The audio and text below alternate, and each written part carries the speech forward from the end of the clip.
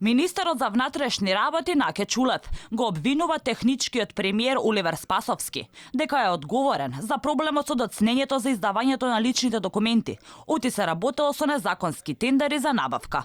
Првиот човек на МВР вели дека за овој случај поднел докази до обвинителството.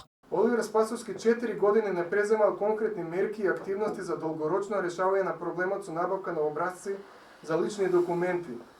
И тоа е единствената причина поради која до денес не е решен проблемот со недостаток на образци и издавање на лични документи, што секако ќе предизвика натамошни последици. Анализите во Министерството покажале дека образците место со нов договор се обезбедувале по пат на анекси на стариот договор со компанијата Авиридос.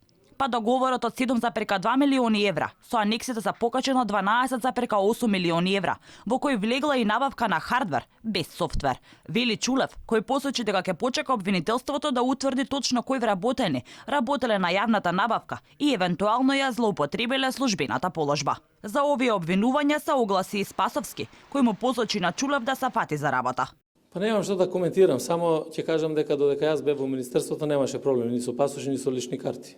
Нека седне, нека го решава проблемот, наместо да кажува приказни во јавноста, а за тоа се што има, постојат документи. Наспроти Спасовски, дополнителната министерка во МВР, Славјанка Петровска, смета дека некој мора да понесе одговорност за проблемот со кој се соочуваат граѓаните. Одговорност мора да има, затоа што издавањето на патни исправи за граѓаните треба да биде и една од надлежностите на ова министерство.